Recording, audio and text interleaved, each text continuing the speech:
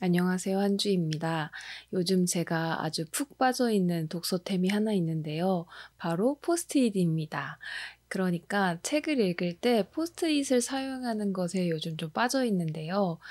다 읽은 책에 포스트잇이 잔뜩 붙어 있는 걸 보면 뭔가 제가 그 책을 다 흡수한 느낌이 들더라고요. 그리고 또 좋은 점이 포스트잇을 사용하다 보니까 자연스럽게 도서관 책들도 많이 빌려보게 됐는데요. 그래서 오늘은 요 근래 제가 도서관에서 빌려본 책과 또 새로 빌려온 책, 그리고 도서관 책을 조금 더 편하게 이용하실 수 있는 꿀팁을 공유해 보려고 합니다. 그럼 한 주의 책 이야기 바로 시작해 보도록 하겠습니다. 먼저 이번에 제가 도서관에서 빌려서 완독한 책은 총 4권인데요. 첫 번째 책은 제가 인스타에도 올해의 책 후보가 됐다고 소개한 책입니다.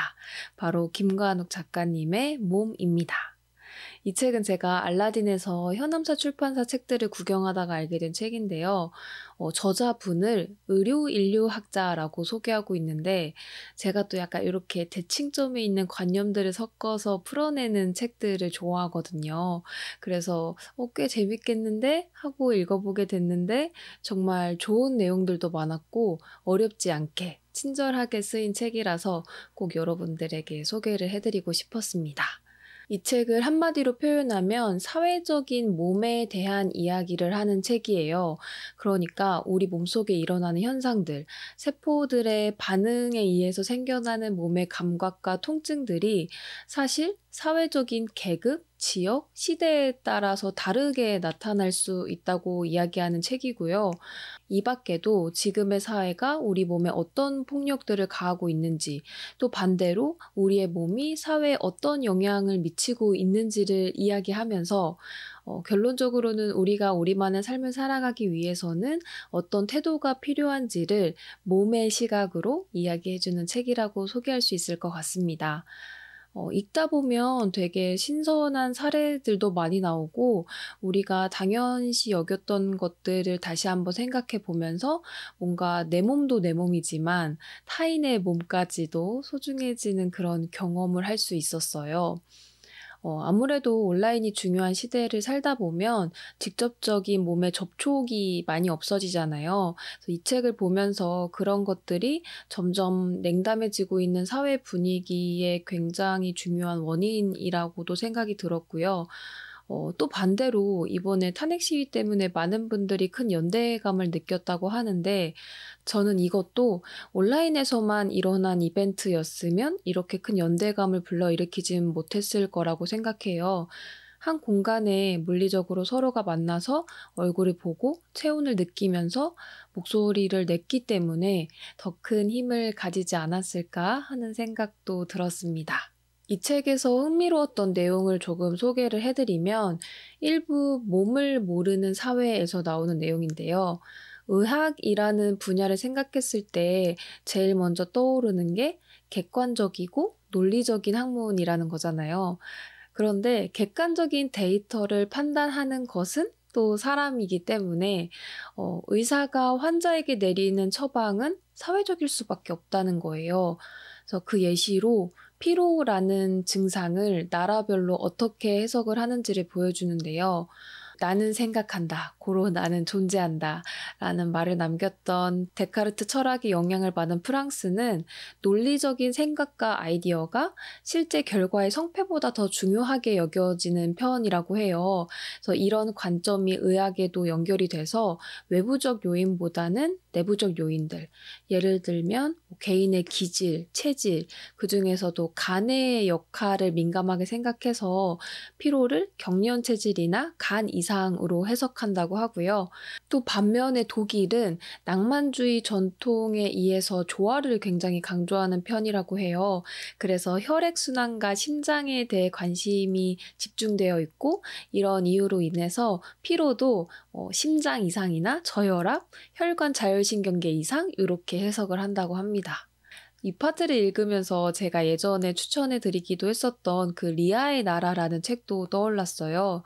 그래서 이 책이 흥미로웠다 하시는 분들은 리아의 나라도 같이 읽어보시면 좋을 것 같아요.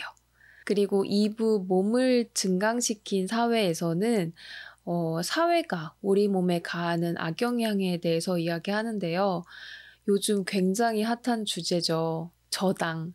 요즘 저당 식단 하시는 분들 굉장히 많잖아요.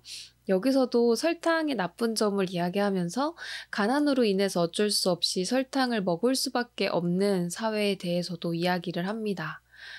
이 밖에도 다이어트라든가 아니면 몸에 투여하는 여러 화학 물질들에 대해서도 나오는데요.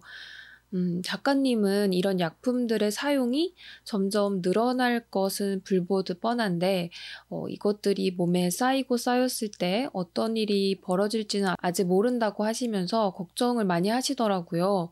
저도 그 부분에 대해서는 공감이 되기도 하면서 뭔가 조금 무서워지기도 하고, 영화 그 서브스턴스도 생각나는 부분이었습니다. 3부에서는 몸이 번역시킨 사회라고 해서 어떤 병증과 행위들로 인해서 변화된 사회를 보여주고 있는데요. 실제적인 몸의 접촉으로 인해 변화되는 긍정적인 사례를 이야기하면서도 이것이 점점 줄어들음에 따라 생겨나고 있는 사회적 문제까지 다루면서 실제 몸이 사회적 영향도 많이 받지만 반대로 그만큼 사회적으로도 변화를 만들 수 있다는 걸 강조하는 파트였고요.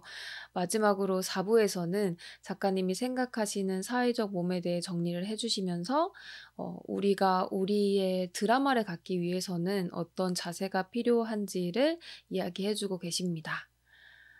이 책을 읽기 전까지는 당연스럽게 나의 정신으로 몸을 통제할 수 있다고 생각을 했고, 또 나만이 통제할 수 있는 내 몸이라는 생각을 했었는데, 이 책을 읽고 나서 그 개념이 많이 확장된 것 같아요.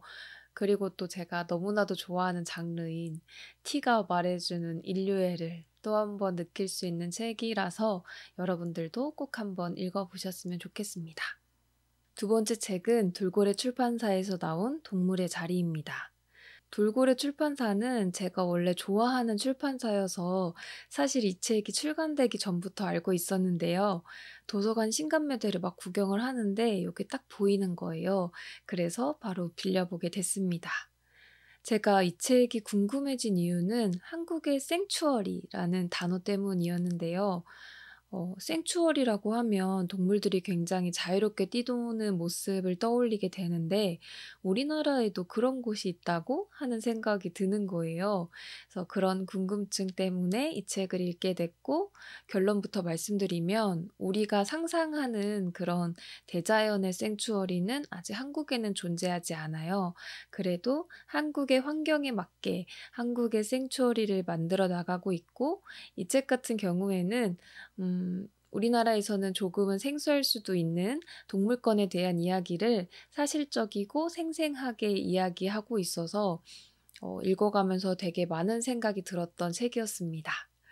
제가 생각했을 때 이 책의 좋은 점은 이것이 좋다, 나쁘다 요렇게 가치 판단을 하는 책이 아니라 동물권을 위해서 일하시는 분들이 어떤 마음가짐으로 일하고 계시는지, 또 현재 한국에서는 어떤 어려움을 갖고 있고 이것을 어떤 식으로 개척해 나가려고 하는지, 그리고 아직은 모호한 기준과 예상할 수 없는 리스크에 대해서도 어떤 생각을 가지고 계신지 등의 그러니까 지금 현재 한국 동물권의 이야기를 들을 수 있어서 그 점이 매우 좋았습니다. 제일 먼저 소개되고 있는 곳은 인제의 꽃풀소 달뜨는 보금자리인데요. 이곳의 친구들은 인천의 한 불법 개 사육장에서 개를 구조하다가 발견된 송아지들인데 개 사육장 옆에 비육장, 그러니까 고기의 생산량을 위해서 가축을 살찌우는 그런 곳에서 길러지고 있다가 도살장 처분을 기다리고 있던 아이들이었어요. 이때까지만 해도 대동물에 대한 구조가 흔하지 않았기 때문에 많은 활동가 분들도 쉽게 나서지 못하고 있는 상황이었다고 하는데요. 그래도 결국에는 소를 구조하자는 의견이 모아졌고 정말 많은 실행착오를 겪으면서 드디어 꽃풀소 달뜨는 보금자리를 구축하게 되었다고 합니다. 흔히 우리가 강아지나 고양이에 대한 이야기는 많이 접했어도 소처럼 이렇게 대동물에 대한 이야기는 사실 들어볼 때가 없잖아요. 그래서 새롭게 알게 된 내용들이 꽤 많았는데 특히 애완동물과 가축동물은 엄연히 다르게 케어를 해야 한다는 점을 알게 됐어요. 이 책에서 나온 에피소드 중에 하나인데 소들이 보금자리에 입주하기 전에 건강검진을 위해서 체열을 하고 있었을 때였는데요. 체열을 하던 중에 미나리라는 친구가 미끄러지게 된 거예요. 그래서 저는 뭐 다시 일으키면 되지라고 단순하게 생각을 했었는데 사실 대동물은 미끄러지게 되면 크게 다칠 위험이 높고 다시 일어나는 게 굉장히 어려운 일이라고 해요. 그래서 보통 축사에서는 이렇게 미끄러져서 넘어진 소들을 바로 도살장으로 보낸다고 합니다. 그리고 안타깝게도 미나리 역시도 넘어진 지 열흘 만에 세상을 떠났다는 이야기를 하면서 이곳의 대표님도 다시 한번 이런 대동물의 안전과 차별성에 대한 중요성을 생각하셨다고 합니다. 이 코뿔소 달뜨는 보금자리는 인제의 폐분교를 리모델링해서 지은 곳인데요. 다른 가축장보다 뭐 넓고 자유롭다 하더라도 동물원과 비슷하지 않을까 하는 의구심이 저도 모르게 생기더라고요. 그런데 딱 적절한 타이밍에 이런 보통의 사람들이 궁금해할 만한 것들을 이 책은 아주 콕콕 집어주고 있었습니다. 생추어리가 동물원과 뭐가 다른가? 동해물이 보금자리를 준비하면서 가장 많이 들었던 말이기도 했다. 한정된 공간 밖으로는 나갈 수 없고 사람들이 찾아오면 피할 도리가 없다. 후원금 없이 보금자리를 운영할 수 있다면 방문자 프로그램을 안 할 수도 있겠지만 어느 생추어리든 아직까지 후원금 없이 운영하기는 어렵다. 운영을 위한 게 아니더라도 보금자리의 역할을 생각할 수 있다. 생추어리는 축산 피해 동물이 더 생기지 않도록 사회적 합의를, 사람들의 인식을 마련해가는 곳이며 그렇게 인식을 개선하는 일이 갇혀 지내며 죽음을 기다리는 동물들의 짧은 생애를 개선하는 데 영향을 줄 수도 있다. 현욱 활동가는 고민은 늘 있지만 그 목표는 잊지 않으려 한다고 말했다. 이렇게 현장 사람들의 이야기로 이루어진 책이다 보니까 우리가 궁금해했던 것들을 자연스럽게 알 수 있고 그만큼 편안하게 받아들여진다는 느낌도 확실히 있더라고요. 이 밖에도 소라는 동물이 오랫동안 인간에게 제공되는 고기로서의 삶이 길었던 만큼 관련된 학문이나 법 자체가 식품에 맞게 적용되어 있는 경우가 많대요. 그래서 뭐 이거를 나쁘다라고 할 수는 없겠죠. 인간의 문명이었으니까. 그래도 이런 갭 차이를 줄이기 위해서 정말 많은 고민을 하시고 계신다는 걸 볼 수 있는 책이기도 했습니다. 이 책에서는 코뿔소 달뜨는 보금자리 외에도 세 곳의 각기 다른 보금자리들을 소개하고 있어요. 그러면서 야생동물들을 보호할 때는 또 어떤 애로사항들이 있는지, 또 이 보금자리를 지속 가능하게 하기 위해선 어쩔 수 없이 외부 사람과의 교류가 필요하고 이런 것들을 동물들에게 최대한 피해가지 않도록 어떻게 조율하고 있는지, 또 각 동물의 가장 자연스러운 삶을 지향한다고는 하지만 삶을 살아가기 위해선 어쩔 수 없이 인간의 손을 타야만 하는 친구들은 어떻게 케어를 하는지 등의 현장에서의 생생한 이야기를 가득 담고 있는 책이라서 너무나도 재미있게 읽었고요. 마지막으로 이 책을 다 읽고 든 생각은 조금 웃긴 생각일 수도 있겠지만 똥냄새가 나지 않는 동물들의 삶을 지향하는 것이었어요. 이 책의 모든 파트마다 나오는 문장 중에 하나가 보금자리에 살고 있는 친구들은 똥냄새가 지독하지 않다는 거예요. 그래서 어떻게 보면 가장 원초적이긴 하지만 가장 확실한 방향이기도 한 것 같더라고요. 아직까지 갈 길이 멀지만 뭐 기후위기 관련해서도 사람들이 조금씩 관심을 키워가면서 요즘은 정말 많은 분들이 지구를 위한 선택을 많이들 하시잖아요. 동물권도 그와 다르지 않다고 생각해요. 어쩌면 생명과 관련된 이야기니까 조금 더 조심스러울 수는 있겠죠. 하지만 이 책에 담긴 마음가짐을 이어간다면 모두가 함께 늙어가는 세상을 만들 수 있을 거라 생각합니다. 세 번째 책은 한국 소설인데요. 저는 도서관에 가면 제일 먼저 신간 매대를 쭉 살펴보고 그다음에는 관심 가는 파트의 매대를 쭉 살펴봐요. 그래서 이날은 한국 소설이 읽고 싶어서 한국 소설 매대를 보다가 최진영 작가님이 딱 눈에 띄는 거예요. 그리고 책 제목이 겨울방학. 지금 딱 읽기 좋은 소설일 것 같아서 집어들었는데 마침 또 추천사가 제가 가장 좋아하는 작가인 이슬아 작가님과 조혜진 작가님이지 않겠습니까? 그래서 바로 빌려보게 됐습니다. 세 번째 소개할 책은 최진영 작가님의 겨울방학입니다. 이 책은 10편의 작품으로 이루어진 단편선인데요. 이런 말이 조금은 진부할 수도 있겠지만 정말 겨울방학 같은 책이었어요. 방학이라는 게 앞으로의 학교 생활을 위해서 잠깐 쉬는 타임이잖아요. 이 책에서도 외롭고 지친 환경이지만 그 속에서 겨울방학 같은 희망을 보여주는 이야기들이 가득 담겨 있어서 추운 날씨에 조금은 잔잔한 따뜻함을 느낄 수 있는 책이었습니다. 이 책에 담긴 작품 중에 제가 제일 좋았던 작품은 어느 날 피처링 돌멩이라는 작품인데요. 제가 엄마에 대한 약간의 그 각별함이 있어서 그런지 실제로 마음이 정말 그 저릿했던 작품이었어요. 그래서 이 작품은 지구보다 큰 돌덩이가 지구를 향해 날아오고 있다는 헤드라인으로 시작이 되는데요.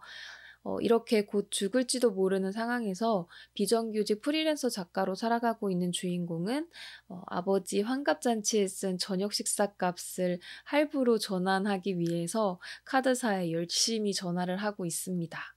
그런데 카드사와 연결이 될 때마다 할부 승인이 되기 전에 꼭 전화가 끊기는 거예요. 주인공 나는 연체자가 되지 않기 위해서 또 카드사에 전화를 걸기 시작하는데 이미 많은 요청 내역이 있던 주인공의 데이터를 본 상담사가 결국에는 한마디를 하게 됩니다. 저희 쪽에서는 분명 처리를 했는데요. 아무리 처리를 해도 승인 내역에 표시가 안 되는 건 전산 오류라고 볼 수밖에 없는데 그건 기계가 잘못된 거니까요. 저는 제 일을 했고요. 정말 분명히 했고요. 제가 기계 속에 들어가서 기계가 되어서 그걸 바꿔놓을 수는 없는 거잖아요. 그리고 고객님께서 결제하지 않은 것이 결제되었다고 나온다면 그건 정말 큰 문제가 되는 거지만 고객님이 분명히 일시불로 결제하신 것을 뒤늦게 할부로 바꿔달라고 하시는 거면 어차피 나갈 돈이 똑같은데 그걸 굳이 이런 시국에 매일 전화를 거셔서 요청을 하시면서 고객님은 마치 죽지 않을 사람처럼 그러시는데요. 이 순간 저는 정말 견디기 힘들고요. 다음 결제일이라는 게 오지 않을 수도 있는데 그렇게 뻔뻔하게 계속 혼자 살아있을 사람처럼 태어나게 요구하시는 게 저는 이해가 안 되고요. 기록을 보니까 정말 매일 전화를 하셨는데 이게 과연 승인 변경을 요청하시려고 그러는 건지 다른 의도가 있으신 건지 의심하지 않을 수가 없고요. 아무튼 저는 더 이상 고객님을 위해 할 수 있는 일이 없습니다. 사실 말도 안 되는 상황이긴 하지만 이해가 좀 가기는 하더라고요. 상담사도 곧 지구가 멸망할지도 모른다고 하는데 일단은 생계를 위해서 출근을 한 상태이고 주인공 역시도 어떻게 될지 모르는 미래에 일단은 연체자가 되지 않아야겠다는 생각으로 카드사에 전화를 하고 있는 거잖아요. 이렇게 소설 안에서 불확실성이 증폭되는 환경을 만들어 주니까 그 인물들의 불안감이 저한테도 더 강하게 느껴지더라고요. 결국에 주인공은 고객센터에 전화 거는 일을 포기하고 지금 자신이 유일하게 할 수 있는 일이자 제일 중요하기도 한 글을 쓰는 일을 또 매일같이 하게 되는데요. 그때 엄마한테 전화가 와요. 지구가 곧 멸망한다는데 왜 집으로 안 내려오냐고요. 그러면서 어머니가 이런 얘기를 합니다. 네가 말을 해줘서 우주에는 위아래가 없고 공기도 없고 아주 춥고 또 얼마나 무서운 건지는 내가 영화처럼 이해를 했어. 근데 이해를 하면 또 이해가 안 되는 게 생긴다. 우선 우주한테는 네가 미세먼지일지 몰라도 나한테는 네가 미세먼지가 아니야. 나도 미세먼지가 아니다. 그리고 너나 나나 없는 거나 마찬가지가 아니고 분명히 있어. 또 네 말처럼 우리가 아무리 미세먼지 같은 그런 존재라고 해도 나는 우리가 사라지는 게 아쉽고 슬프다. 엄마는 우리가 어떻게 되면 좋겠어? 글쎄, 이제 와서는 사는 건 모르겠고 그래도 우리가 가까운 곳에서 죽었으면 좋겠다. 네가 오든가 내가 가든가 최대한 가까운 데서. 이 통화를 끝으로 주인공은 짐을 싸기 시작하면서 독백들이 쭉 나열되는데요. 저는 그 부분이 참 좋더라고요. 이 밖에도 이 책의 표제작인 겨울방학도 너무 좋았고 오늘의 커피라는 작품도 너무 좋았습니다. 최진영 작가님의 인터뷰를 보면 되게 덤덤하고 차분한 스타일이시잖아요. 그런 면모가 작품에도 많이 녹아져 있는 것 같더라고요. 예를 들어서 뭐 돌담이라는 작품에서는 단가를 낮추기 위해서 불법적인 소재를 써서 장난감을 만드는 회사에 다니는 주인공이 나오는데요. 주인공은 이 사실을 알면서도 적극적으로 싸우기보다는 "저는 이런 식으로 돈을 벌고 싶지 않습니다." 하면서 그 세계에서 도망치는 선택을 해요. 그러니까 적극적이진 않지만 또 굉장히 결단력 있는 그런 모습을 보여주고요. 겨울방학이라는 작품에서는 아파트 단지에서만 살았던 이나가 프리랜서 작가의 조금은 가난한 고모 집에서 겨울방학을 보내게 되는데요. 신발장이 없는 집을 보고 막 신발 냄새가 난다고 그러고, 자기는 4억이 넘는 아파트에서 산다면서 고모한테는 "제일 집에서 비싼 게 뭐냐."고 막 이런 무례한 질문들을 하는데, 그런 반면에 고모는 이나를 나무라기보다는 이나에게 차분하게 자신의 생각을 이야기해 줍니다. 지금의 집이 고모에게는 충분하다고요. 그러면서도 자신이 할 수 있는 최선을 다해서 이나를 돌봐주는데요. "네가 내게 배운 것이 가난만이 아니었으면 좋을 텐데." 라는 고모의 잠꼬대를 들은 어린 이나는 그때 당시에는 그 뜻을 이해할 수 없었지만, 어른이 된 이나는 고모의 진심을 알게 되면서 고모와 함께 지냈던 그 날들을 인생의 진정한 방학으로 느끼게 됩니다. 이렇게 조용하지만 올곧은 캐릭터들을 많이 만날 수 있는 책이라는 생각이 들었고요. 이제 곧 3 월이 되면 새 학기도 시작되고 직장인분들은 또 새로운 프로젝트도 한창 하실 때고, 이제 정말 뭐라도 해야지 싶은 생각이 드는 날이 다가오잖아요. 달리기를 하기 전에 심호흡을 하듯이 이 겨울방학을 읽어보시는 것도 좋을 것 같다는 생각이 들었습니다. 마지막 책은 존 맥스웰 쿠시의 소년 시절입니다. 이 책은 노벨문학상 수상, 부커상 이외의 수상에 빛나는 남아프리카 문학의 거장 존 맥스웰 쿠시의 자전소설 3부작 중에 첫 번째 책인데요. 자전소설로 유명한 중급 한국어의 문지혁 작가님께서 추천을 해주셔서 읽게 됐는데, 저는 굉장히 좋았습니다. 이 책은 소년 시절, 청년 시절, 서머타임 이렇게 세 권으로 구성되어 있는데요. 소년 시절은 작가님이 남아프리카 공화국에서 보낸 어린 시절을 중심으로 그려낸 작품이에요. 제목에서도 느껴지시다시피 성장 소설 느낌이 나면서도 자신의 환경에 조금은 날이 선 소년의 모습을 볼 수 있습니다. 저에게는 생소한 남아프리카 배경이기도 했고, 또 작가님이 온전한 남아프리카인이 아닌 백인 가정에서 태어났기 때문에 그 사회 안에서 온전히 정착된 인물이라고는 볼 수 없었어요. 그래서 이런 환경들로 인해서 그려지는 작가님의 그런 정체성의 혼란스러움도 느낄 수 있었고, 또 흑인과 백인이 철저히 차별되는 시대이기도 했어서 이런 사회적인 간습들에 대한 도덕적인 고민들도 담겨져 있는 책이었습니다. 아직은 어리다 보니까 정확한 답을 찾아내기보다는 이렇게 저렇게 흔들리는 소년의 모습이 섬세하게 그려진 소설이라는 생각이 들어서 저에게는 아주 만족스러운 경험이었습니다. 그리고 이 책은 자전적 소설임에도 불구하고 3인칭 시점으로 쓰여 있는 게 재밌었어요. 그런데 되게 신기했던 게 문장들에게서 이 소년스러움이 또 느껴지는 거예요. 그러니까 아무리 자전소설이라 하더라도 이미 성인이 된 입장에서 또 3인칭으로 쓰고 있는 작품인데도 불구하고 어린아이의 솔직한 면모, 어쩌면 철이 없는 모습까지도 너무 잘 그려내고 있어서 '아 역시 노벨 문학상 수상자는 다르구나.'라는 생각이 들었던 작품이었고요. 이 소년의 독특한 면모가 보여지는 장면을 제가 한번 들려 드려 보도록 하겠습니다. 아이들은 전문가적인 감시관으로 회초리의 성격과 그것이 가하는 고통의 정도를 평가해 보고 그것을 휘두르는 선생님의 팔과 팔목 기술을 비교한다. 아무도 불려나가 몸을 굽히고 엉덩이를 얻어맞는 수치심에 대해서는 얘기하지 않는다. 그는 맞아본 경험이 없어서 그런 대화에 낄 수가 없다. 그러나 그는 고통이 가장 중요한 변수가 아니라는 것을 안다. 만약 다른 아이들이 고통을 참을 수 있다면 의지력이 훨씬 더 강한 그도 그렇게 할 수 있다. 그가 참을 수 없는 것은 치욕감일 것이다. 치욕감이란 너무 사람의 길을 꺾어버리는 나쁜 것이어서 그는 자기가 호명을 당해도 책상을 꼭 붙들고 나가기를 거부하게 될 것 같아 두렵다. 그런데 그것은 더 치욕스러운 일이 될 것이다. 그것은 그를 다른 애들과 갈라놓고 또한 반목하게 만들 것이다. 만약 불려나가 맞게 되는 일이 생기면 그는 그것이 너무 수치스러워서 다시는 학교에 가지 못할 것이고 결국 자살하는 것 말고는 다른 방도가 없게 될 것이다. 중요한 건 바로 그것이다. 그것이 그가 교실에서 떠들지 않는 이유다. 그것이 그가 언제나 옷을 단정하게 입고 언제나 숙제를 잘하고 언제나 답을 알고 있는 이유다.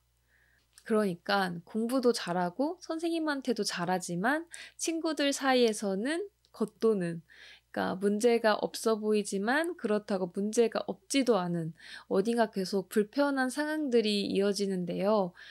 이 책은 어떤 서사가 있기보다는 일기처럼 그날그날의 소년의 생각들이 담겨져 있는 작품이기도 하고 또 나머지 두 책이 이 이야기를 바탕으로 어떤 식으로 진행될지 아직 잘 모르기 때문에 이 작품은 나머지 두 권을 다 읽고 나서 다시 한번 다뤄보도록 하겠습니다. 여튼 시작은 굉장히 좋았다. 이번에는 제가 새로 빌려온 책들을 보여드리려고 하는데요. 첫 번째 책은 일라이 클레어의 망명과 자긍심입니다. 요즘 알라딘의 21세기 최고의 책이라고 해서 여러 출판 관계자분들이랑 작가님들이 책 추천을 해주셨잖아요. 저도 그 책 리스트를 쭉 보다가 제가 너무나도 좋아하는 작가님인 김초육 작가님, 임소라 작가님, 그리고 이장욱 작가님 이 세 분이 똑같은 책을 추천을 해주셨길래 바로 딱 픽해왔습니다. 이 책의 설명에는 이런 단어들이 등장을 해요. 퀴어, 페미니즘, 장애학. 그러니까 소수성을 띠는 단어들이 한 곳에 응축되어 있죠. 제가 작년에 올해의 책으로 뽑았던 책 중에 한 권이 얀구르의 작가의 우리의 사이와 차이이거든요. 이 책과 연결해서 읽어볼 수 있을 것 같아서 아주 기대가 되는 책입니다. 그리고 두 번째 책은 스콧 스미스 작가의 심플 플랜입니다. 이 책 그렇게 재밌다고 막 안 읽은 사람들이 부러울 정도라고 너무 재밌다고 추천을 받은 책인데 세상에는 너무 읽을 책들이 많다 보니까 재미 위주의 500페이지가 넘는 책? 조금 나중에 읽자 하고 미뤄두었다가 드디어 빌리게 됐습니다. 스티븐 킹의 추천사도 있고요.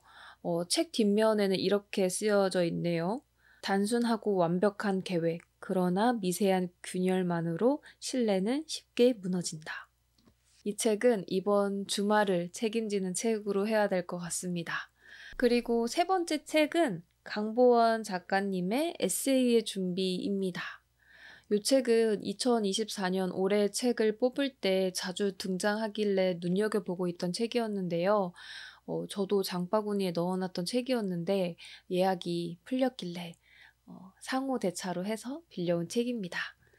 이 책은 특히 책을 좀 다독하시고 좋아함을 넘어서서 집착하시는 분들이 추천을 많이 해주시더라고요. 책의 뒷면에는 이렇게 쓰여 있습니다. 좋은 작가들은 자신만의 확고한 진실을 만들고 나서 그것이 남들에게 천대받고 부서지도록 놔둔다. 자신만의 확고한 진실을 손에 쥔 채 자신을 포함한 나머지 모든 것이 그 나름대로 돌아가도록 내버려 두는 것이다. 이렇게 생각하면 아무런 어려움이 없다. 아마 문학과 이것을 쓰는 것에 대한 작가님의 생각이 담겨 있겠죠. 사실 강본 작가님 글은 처음이라서 기대도 굉장히 많이 되고요. 얼마나 좋을지 저도 한번 읽어보도록 하겠습니다. 그리고 네 번째 책은 고다 아야 작가의 나무입니다. 작년에 제가 너무 좋게 봤던 영화 퍼펙트 제이지에서 주인공 아저씨가 자기 전에 읽는 책이 있는데요. 그 책의 한국어 번역본이 바로 이 나무입니다. 알라딘 북펀드에서 보고 장바구니에 넣어놨다가 잊고 있었는데 2025년 희망도서 서비스가 시작됨에 따라서 바로 신청을 해버렸습니다. 그런데 책이 너무 예뻐가지고 조금 후회하고 있어요. 그냥 살걸. 이 책은 고다 아야라는 작가님이 말년에 여러 지역의 나무들을 관찰하면서 자신의 이야기를 써내려가는 에세이라고 소개되는데요. 자연을 통한 성찰과 말년의 성숙함, 그리고 일본 특유의 그런 차분함이 만날 작품인 것 같아서 매우 기대가 되는 책입니다. 이 책과 더불어서 또 영화 퍼펙트 데이즈를 안 보신 분들이 있으면 그 영화도 같이 추천해 드릴게요. 사실 영화관에서 보면 더 좋을 영화이기는 한데 사운드 트랙도 너무 좋고요. 영화 색감도 너무 좋고 차분한 분위기 좋아하시는 분들이라면 너무나도 좋아하실 영화입니다.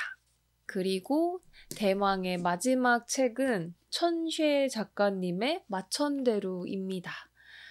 이 책은 책을 알았다기보다는 이다희 작가님이 인생 중두로 마천대로를 뽑아주셔가지고 나중에 드라마로 봐야지 했는데 책이 나왔다고 하길래 바로 신청한 책입니다. 그래서 그런지 이다희 작가님이 추천사를 써주셨는데요. 당신도 울게 될 것이다. 고통을 내색하지 않은 사람만이 사랑받는 세계에서 원하는 걸 가질 수도 떼어버리고 싶은 걸 떼어버릴 수도 없는 삶을 끌어안고 버텨온 사람을 만나게 될 테니 마천대로는 범죄 소설인 동시에 닫힌 문 너머의 고독을, 슬픔을, 비밀을 숨어듣는 이야기다. 이번 주말은 이 마천대로랑 심플플랜 읽으면서 조금은 방탕하게 보내볼 예정입니다.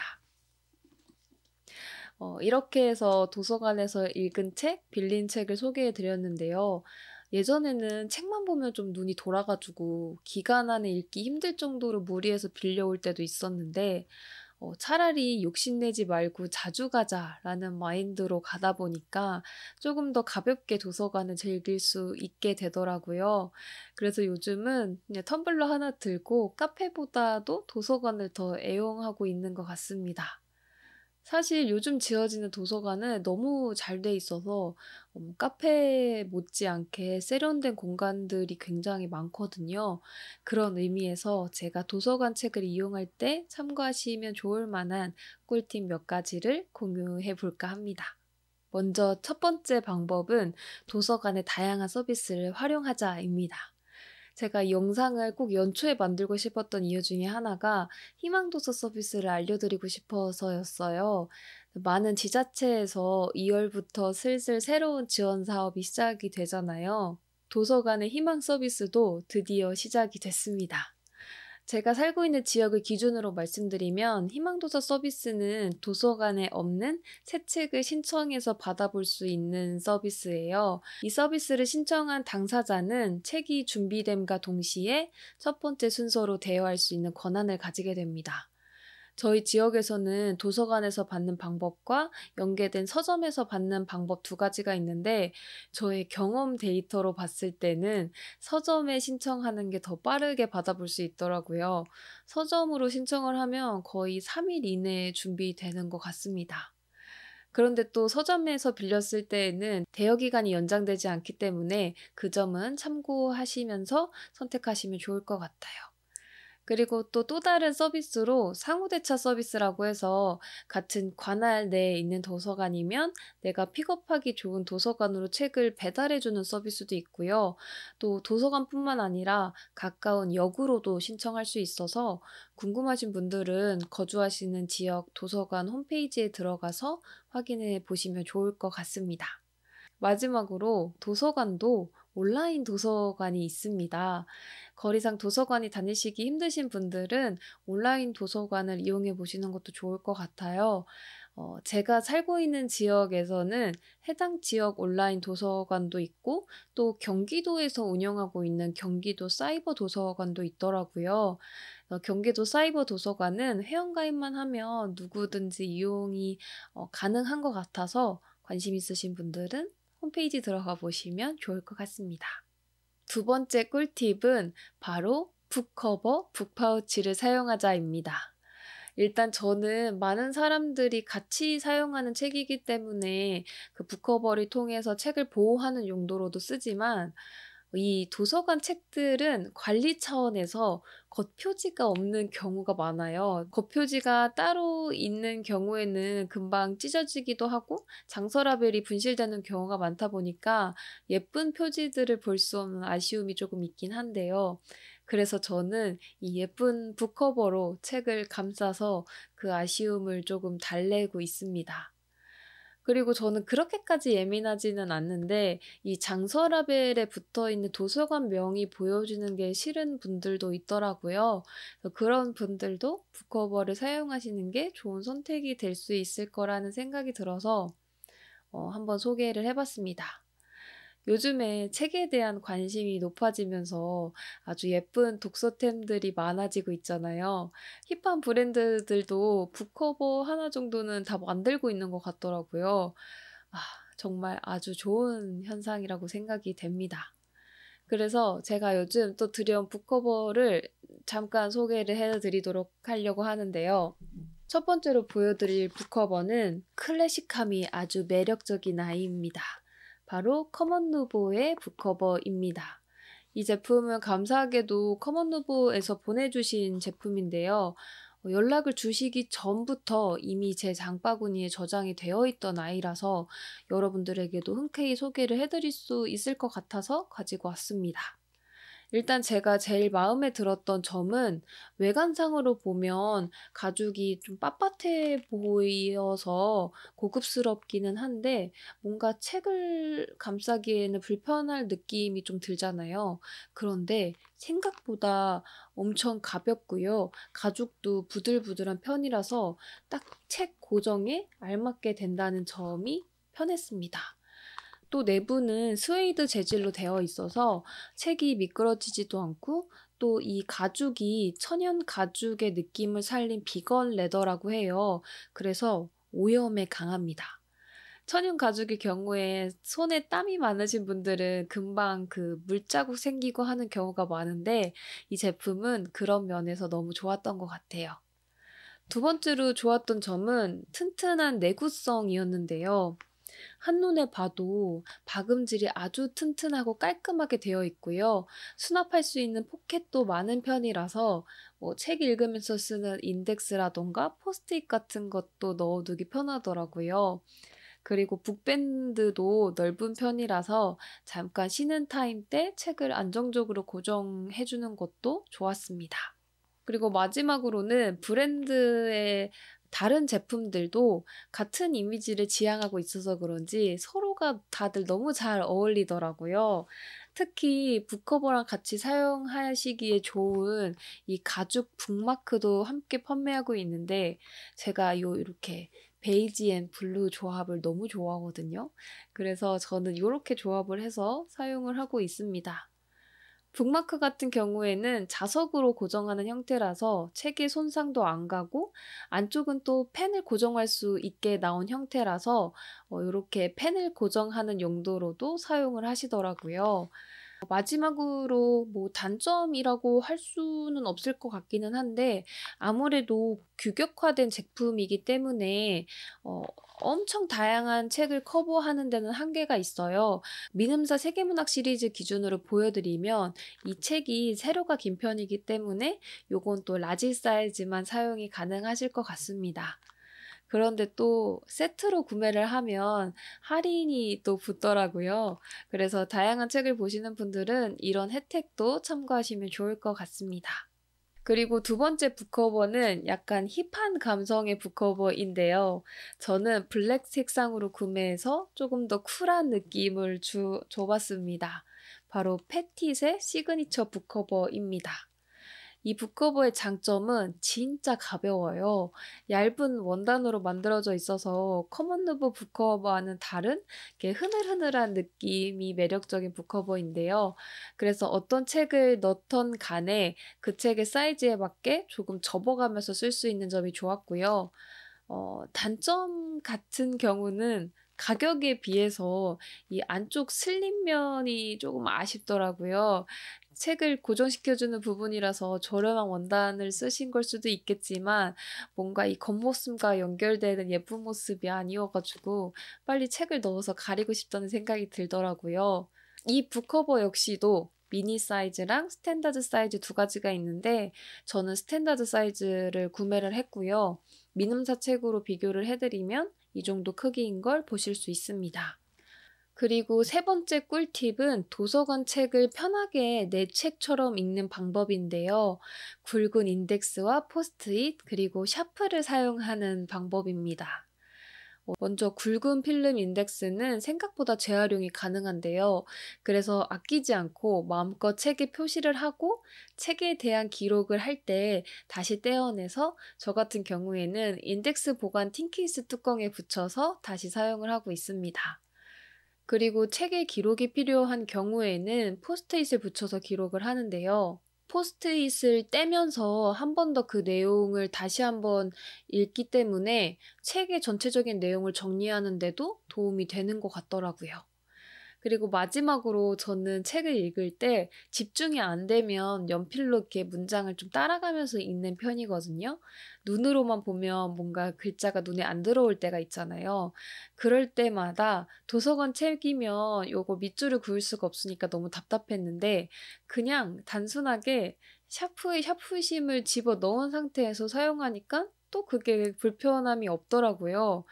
그리고 기록할 게 생기면 다시 샤프심을 빼서 포스트잇을 쓰고 다시 넣어서 읽어가고 아주 단순한 팁인 것 같아서 살짝 민망하기는 하지만 또 너무 당연해서 생각하지 못하셨던 분들도 있을 것 같아서 다시 한번 이야기를 해보고 싶었습니다.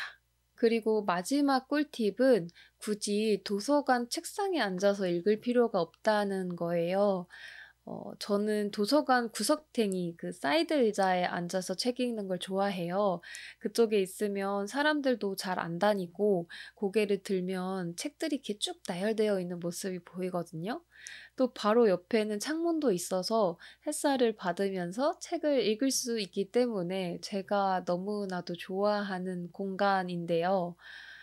요즘 도서관은 단순히 책을 읽는 공간이 아니라 하나의 문화 공간, 힐링 공간의 개념으로 지어지고 있어서 도서관 앞에 뭐 공원이 같이 조성되기도 하고 카페처럼 꾸며 놓기도 하고 또 통창으로 자연 경관을 보면서 책을 읽을 수 있는 공간도 많이 생기더라고요. 그래서 돌아다니시면서 나만의 장소를 찾아보시는 것도 도서관과 가까워지는데 좋은 꿀팁이 될 수 있을 거라고 생각이 듭니다. 지금까지 도서관을 애용하고 있는 사람으로서 제 이야기를 해 보았는데요. 오늘도 긴 영상 봐주셔서 감사하고요. 또 재미있는 책 이야기로 찾아뵙도록 하겠습니다. 감사합니다.